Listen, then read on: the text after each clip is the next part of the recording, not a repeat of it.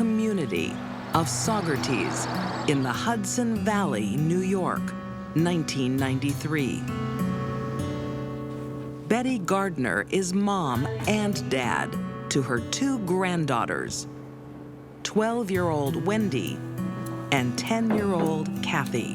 She loved them. Everyone around said they were well-fed, well-clothed, well-educated. That's lovely indeed. Betty believes children need love and discipline in equal doses. My results.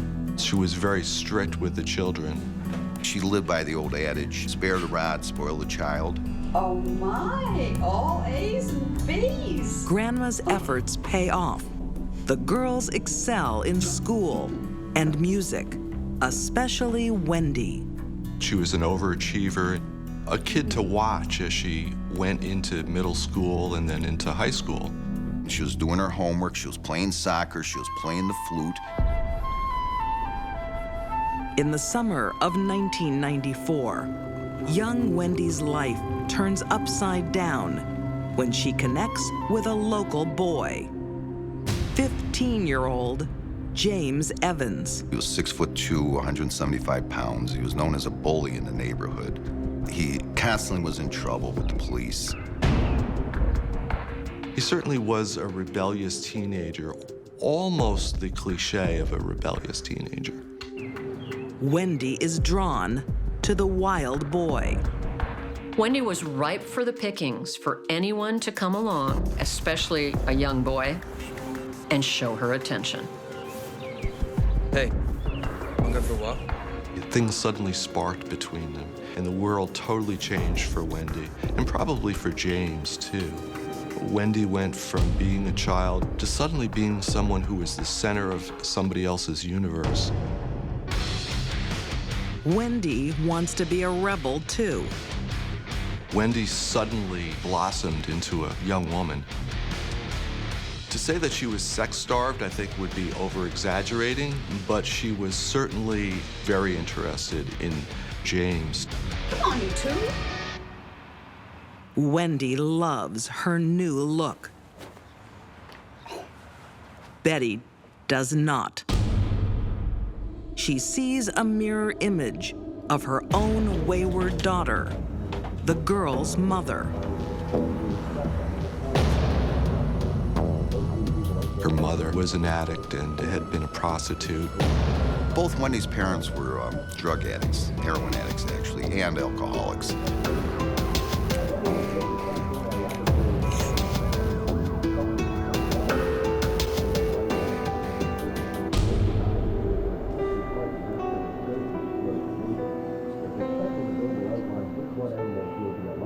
Fortunately, Grandma gets custody of the toddlers and thinks she's rescued them. Now she's worried. Betty would unfortunately tell Wendy that she was going to end up like her mother. You don't want to end up like your mother. She frequently taunted Wendy that she was going to grow up to be just like her wretched mother. That's a real bad thing to say to a kid. Grandma's perfect little girl is gone. Day and night. She got this thrill out of turning from a good girl into a bad girl. Wendy? Wendy, get in here now. Betty Gardner was alarmed that Wendy was seeing any boy, let alone James. Where have you been? It's none of your business. How dare you? The once loving relationship is now volatile. James Evans had some sort of potion that turned her from Dr. Jekyll into Mr. Hyde. The teen lovers are inseparable. They started having sex when Wendy was still 12 years old. She really liked sex. They had sex once or twice a day for the whole time they were together. Their relationship was like Velcro. Once they attach to each other, they're attached to each other completely. I need pee. I'll come too. Betty repeatedly did things to try to keep them apart. You're not going. You can't do anything. I can put you in care. Betty finally realized that she just couldn't deal with Wendy on her own. And so she started looking for help. Betty turns to the New York family courts. She wants Wendy declared a person in need of supervision. It's an extreme step. It's a very big step for someone who's raised a child for 10 years. Wendy's grandmother is essentially saying, I give up, I can't control her. That would mean Wendy would be taken out of the house. She thought that it was going to be the end of her relationship with James. Wendy will never let that happen. 1994, the rural community of Saugerties, New York. For a decade, Betty Gardner raises her daughter's children, 13-year-old Wendy and her younger sister, Kathy, 11. I don't think that she realized how big a responsibility it was going to be. Betty's relationship with Wendy hits rock bottom when the local rebel, 15-year-old James Evans, comes on the scene. Sometimes young girls are attracted to the bad boys because that allows them to be bad as well. And that's exciting for them. At Christmas, Wendy runs away to James's home. As a token of Christmas spirit, Wendy calls her grandma to let her know where she is. Hey, Grams. Merry Christmas. I'm at James's. Is it okay if I stay here again tonight? This is not acceptable to her. She told her to come home. I'm staying here no matter what you say. This did not make for a merry Christmas time. What had been a terrible relationship with her grandmother, it just goes into a totally different dimension. And she starts talking to James about what they can do. The brooding teens now plot their next move. They start crazy talk about murder. Just want to kill her so bad. If I kill her, They talked about it for 3 solid days. She egged him on. But I don't think you'll do it. wanna bet? They kind of reinforced each other as they discussed the possibility of killing Wendy's grandmother.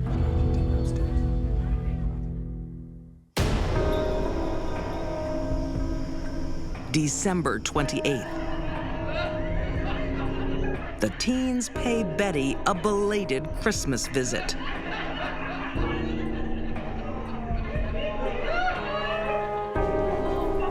Wendy went over, turned off the TV.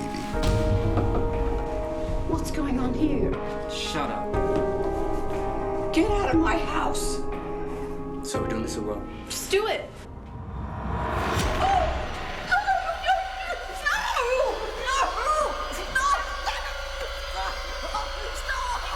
Little sister Kathy is dragged upstairs. The last thing Kathy saw was her grandmother with James Evans' hands around her neck. To drown out the sound of her grandmother dying, Wendy started singing Jingle Bells. Jingle bells, jingle all the way. Oh, what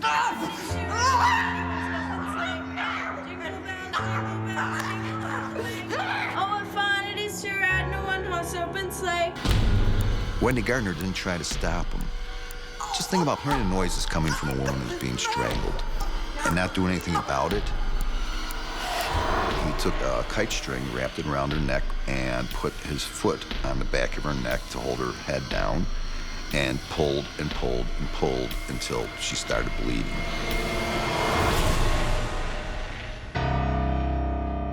Is it done? Yeah, she's gone. With Betty out of the way, the teens take control of the eyewitness. That's when they started threatening Kathy. that if she told anyone or she did anything about this, or if she screamed or ran away, they were going to kill her too. James and Wendy drag Grandma's body to the garage and dump it in the trunk of Betty's car. Then celebrate in the most macabre way. They did something very strange.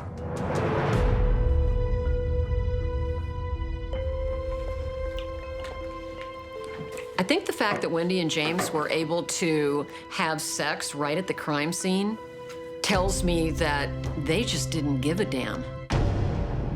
For the next 3 days, the murderous duo goes shopping with Grandma's money in her car. I don't know what James and Wendy were thinking in those next couple of days, but they certainly weren't thinking of getting away with the crime. Grandma was in the trunk. Kathy is never out of their sight. They threatened Kathy. They said to her, How's it feel to be with two murderers? the little girl was terrified. Early in the morning of New Year's Eve, Kathy gets a chance to escape. Kathy wakes up and realizes that everybody else is asleep.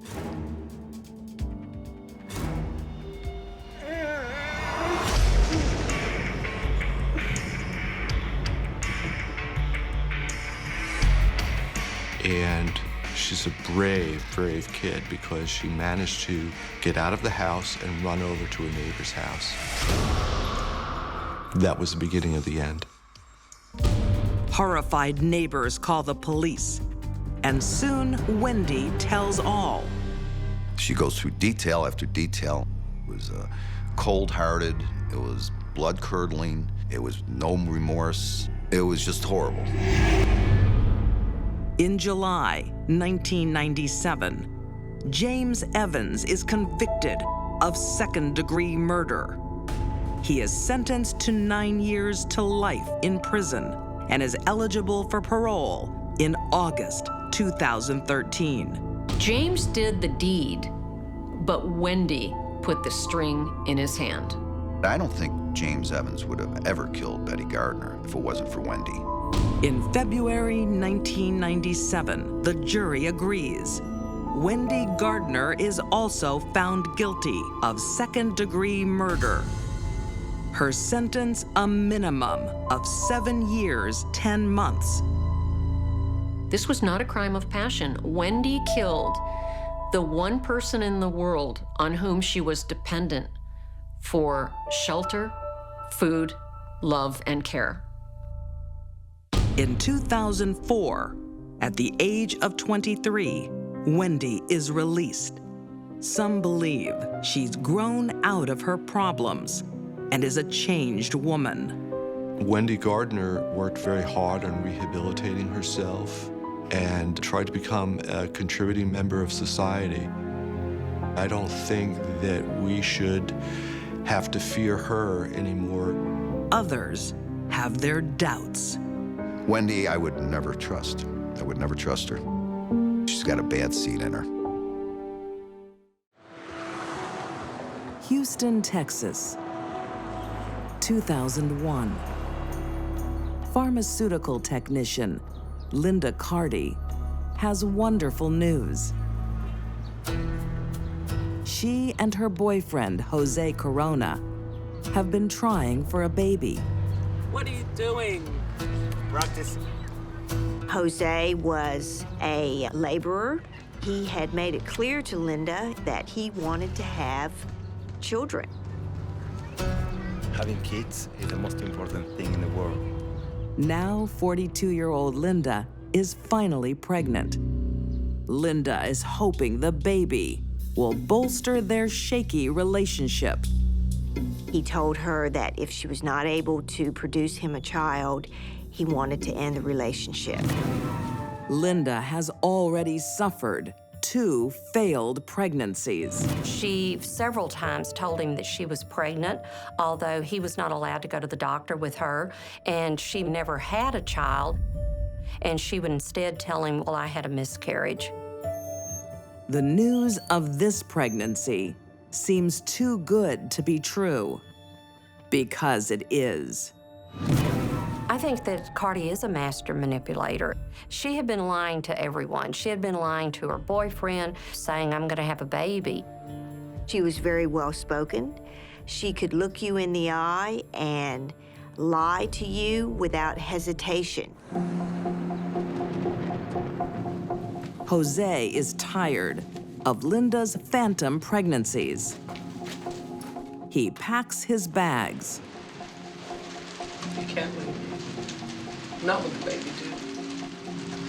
I don't believe it. Look! Look!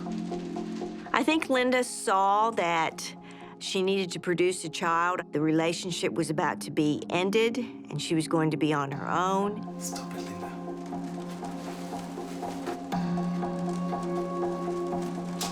It was a catalyst, a culminating incident, and she obviously had a plan for what she wanted to do, which was to obtain a baby at all cost.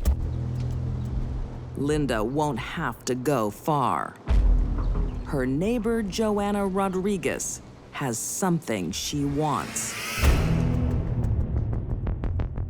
Joanne and her husband, Raymundo, did not know Linda Cardi at all, had never met them. Linda came up with a plan that she was going to make Joanna's baby her own and present it to Jose as their child together. Linda's motivation was to keep her man, and she didn't care how she was gonna do it. Jose still refuses to return. So Linda accelerates her plan. Jose, What do you want, Linda? the baby is due any day. I want you to come home. I don't know, Linda. She was telling Jose that she was going to have the baby any minute. And she told Jose it's going to be a boy. She had planned it, she had prepared for it, she had bought items to be able to take care of the baby. But Linda has a problem. Her neighbor's baby hasn't been born, and she's in a hurry.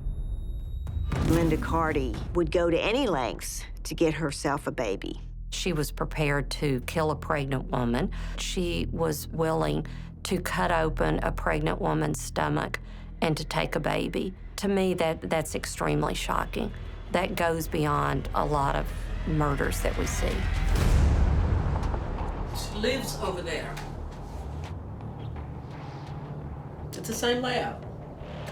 To help with her plan, Linda enlists 3 local criminals. She started talking to people she knew, recruiting them. She lies to them, too. How much dope? A lot. Linda told them that she was aware of an apartment that had 500 pounds of weed in it. I just want the baby.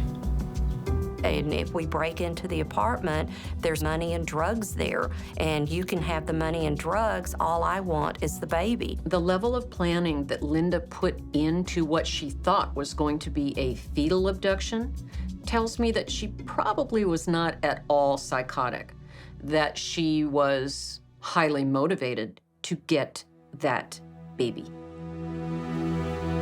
But all the planning in the world can't prepare her for this. So beautiful. He has your eyes. Joanna's baby has already been born.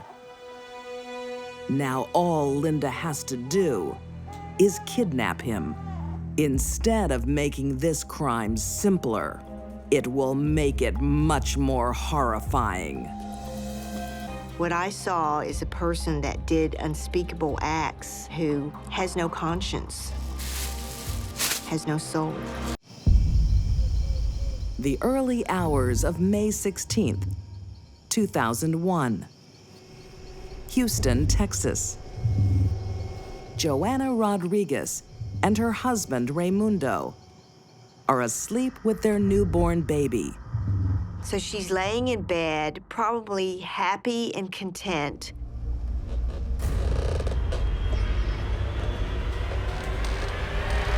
Rise and shine, fools! Linda Cardi has enlisted a kidnap crew to steal her neighbor's baby. Come on, man, put the baby in here! Damn, come on! They grab her baby. They pistol whipped Raimundo. The men ransack the place, expecting to find drugs. Where are the drugs, man? What drugs? We tie this fool. They tied up Raimundo, and they brought the baby downstairs.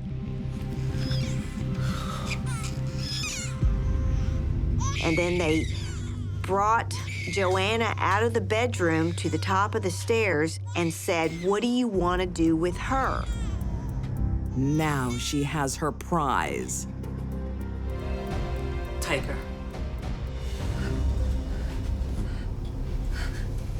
Joanna was bound and put in the trunk of Linda's car.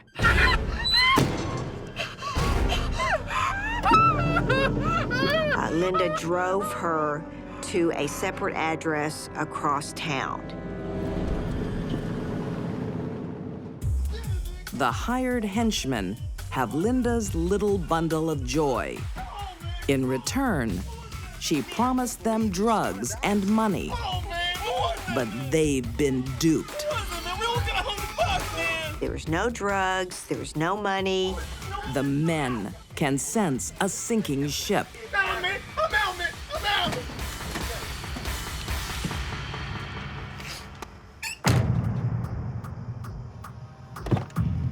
Linda isn't panicking. She's busy tying up loose ends.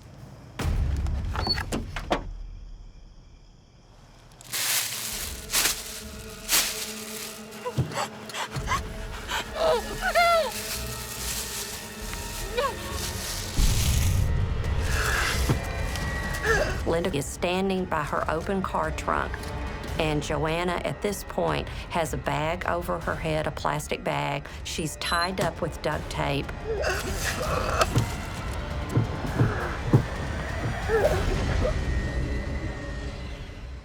Joanna died of suffocation, a very horrible, a very painful, and a very prolonged death.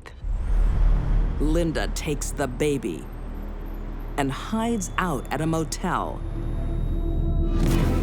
She has moved from manipulator to murderer. What kind of a killer is Linda Cardi? I think the worst kind. When it turned out she was no longer pregnant, she deliberately killed the woman just so that she could have the baby. She kidnapped her and killed her. It seems ironic that a woman who wants to be a mother so badly could cold-heartedly steal another woman's baby. Linda's foray into motherhood is short-lived. The next morning, one of Joanna's neighbors gives police a tip-off. A neighbor told them there used to be a lady who lived here by the name of Linda Cardi, and she said she was going to have a baby boy. And I didn't think she was pregnant. They have Linda in custody in less than 24 hours.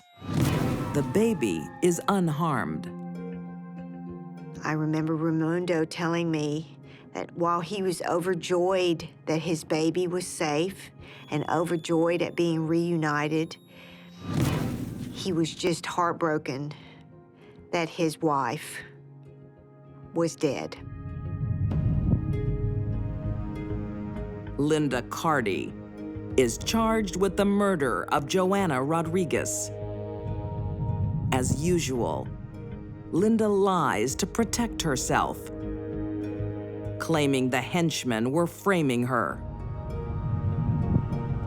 But the evidence says otherwise. The investigation was fairly straightforward. They had the baby clothes and the baby food that Linda Cardi had bought. They even had a receipt from the medical supply store, and the clerk at the medical supply store was able to identify Linda Cardi as the person who came in and purchased the medical supplies.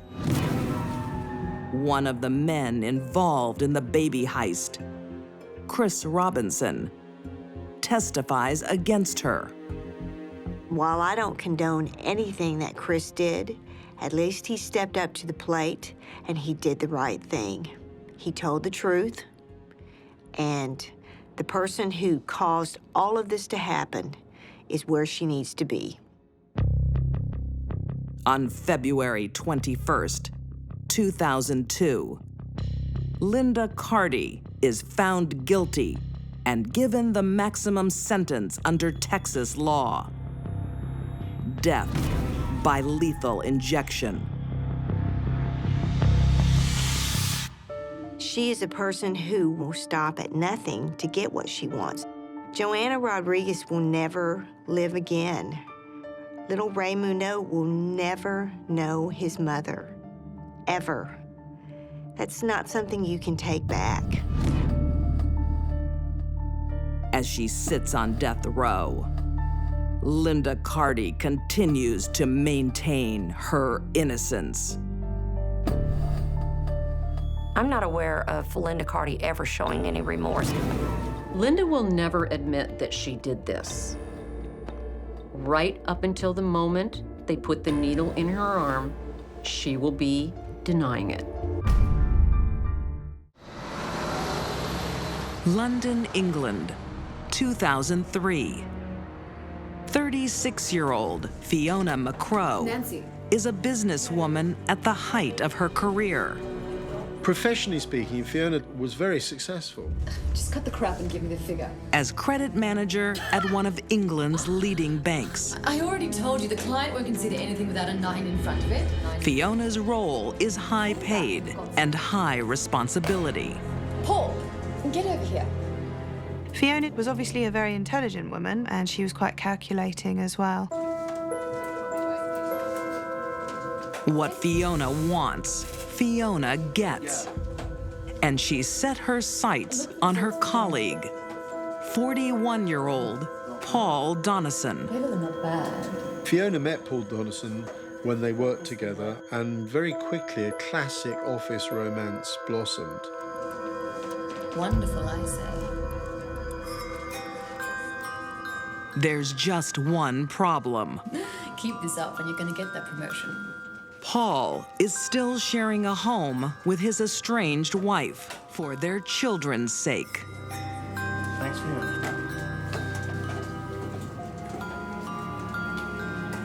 Fiona could not tolerate Paul's estranged wife being in his life at all. Just months into the affair, Fiona drops a bombshell. Why are you so chuffed? I think Paul was surprised. I'm pregnant. That she'd fallen pregnant. What? I'm still living with my wife and kids. It's a little complicated. Well, hurry up and move out. Man up and do what needs to be done. It's possible Fiona deliberately got pregnant in an attempt to get Paul away from his estranged wife. If that is Fiona's plan, it doesn't work.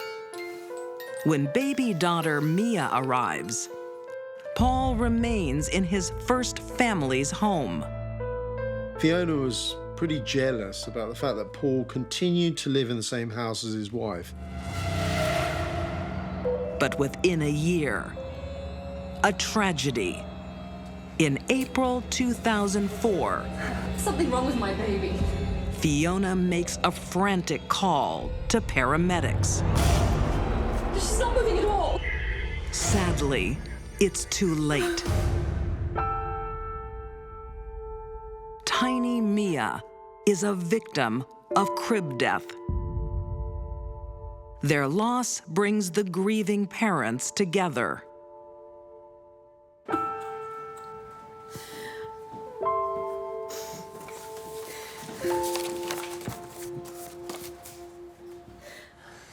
You will get through this.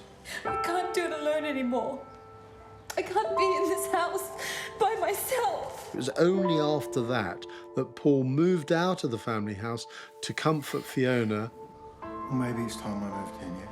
Really? Oh. When Paul left his wife and moved in with Fiona after their baby mysteriously died, she got exactly what she wanted. Fiona's got her man, but he won't make her his wife. Fiona started referring to herself as Fiona Donison. Paul just thought this was a casual use of his surname, but in fact, secretly, she changed her name by deed poll to his. It was very, very important to Fiona to be linked legally with Paul. If he wouldn't marry her, at least she could look like Mrs. Donison. Over the next few years, the couple settles down in the idyllic country town of Heathfield. Paul, can you get them into position? Sit in the middle here. And they have 2 more children, Harry and Elise. Harry, do you want to go to the naughty step? They were terribly quiet, terribly well behaved. Here we go, stop being silly.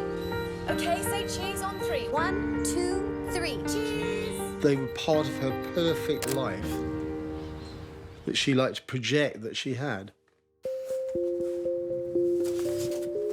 Although both work full-time, Fiona earns far more than Paul, and she is prepared to spend it. What's all this? What does it look like?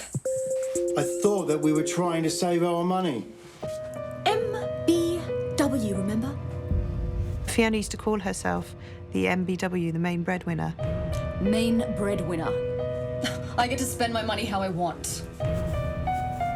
She couldn't resist rubbing his nose in it and taunting him about the fact that she was the main breadwinner in the house. We're £40,000 in debt. We'll go out and earn more money.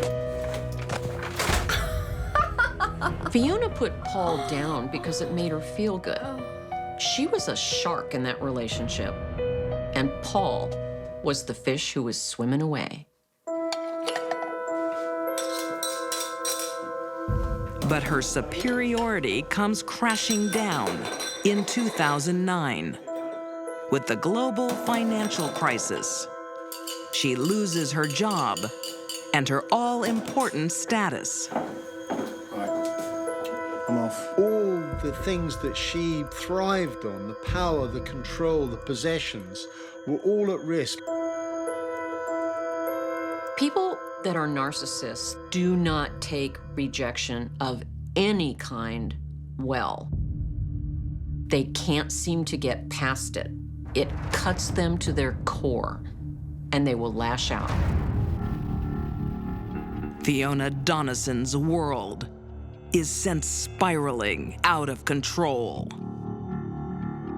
And the result was explosive.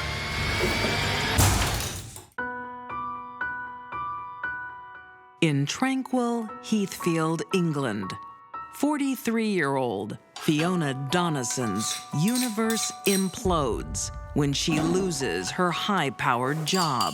She felt complete rejection. She felt she'd lost face. What are you so dressed up for? I'm meeting some clients. You're meeting Alison. Fiona becomes possessive and suspicious. You're a liar. Now she has no one to control but Paul. Fiona convinced herself that Paul was having an affair with an old school friend called Alison, but in fact, that was a purely platonic relationship. You really need to get a job. Despite Paul's assurances, Fiona is insanely jealous. She was jealous of someone else who she believed had stolen that man from her. Fiona decides to teach Paul a lesson. Without warning, she leaves him and takes their toddlers, Harry and Elise, with her. There's no stopping a narcissist when they're on a mission to hurt someone. Fiona doesn't want to be with Paul, but she does want to destroy his reputation. She cries wolf to the police. My husband is abusive. She claimed he had assaulted her. I don't want him near the children. I want him arrested. And the police became involved and he was arrested and bailed. Fiona was trash-talking Paul to anyone that would listen. But the problem was, no one listened to her. When the police dismiss Fiona's allegations, her threats become more personal. It made her furious. She even rings up Alison on at least 2 occasions to say, If you're sleeping with Paul, I will never let him see those children again. No one knew how dark that statement was. For weeks, Fiona won't let Paul see his children. Finally, she begrudgingly agrees. Paul went in to see Elise, who was sleeping. Fiona was being quite cold towards him and staring at him, giving him evil looks. Harry was in his pajamas and he gave him a toy that he'd brought back from America for him and gave him a cuddle. Go to your room. Paul doesn't realize it will be his last visit.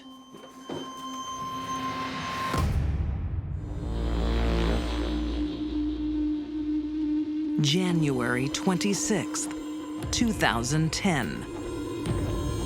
3-year-old Harry and 2-year-old Elise are sleeping peacefully.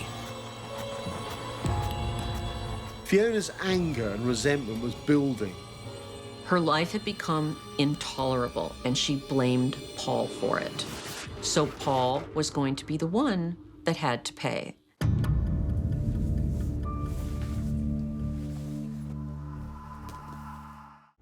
Armed with 2 large kitchen knives, Fiona then breaks into that family home in Heathfield.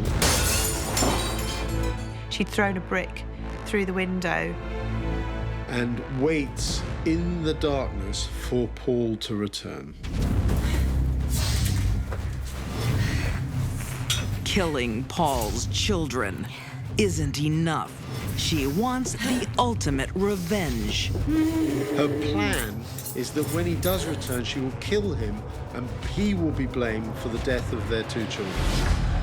Fiona put a lot of planning into murdering her children and probably was going to murder Paul after she told him she had killed his children.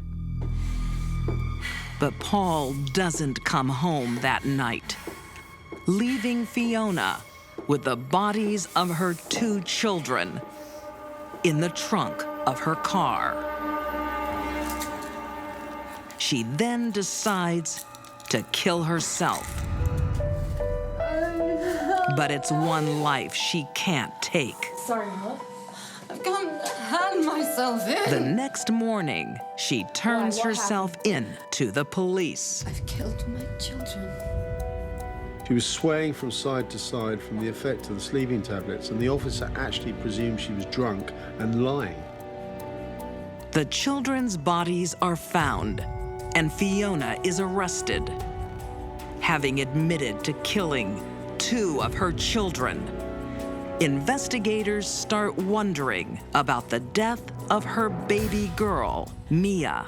There is a very strong suspicion that she may well have been killed by Fiona as well. It's entirely possible Fiona caused the death of her baby daughter, probably to get Paul's attention and to get him to leave his wife. At trial, Fiona pleads insanity, but the court doesn't agree. When Fiona was in hospital, she was heard talking to the children. She was asking after them. It was almost like she was in denial that anything had happened to them. Mental health experts said it was 100% certain that Fiona had been feigning her mental problems. In 2011, Fiona Donison is found guilty of double murder and sentenced to 32 years behind bars.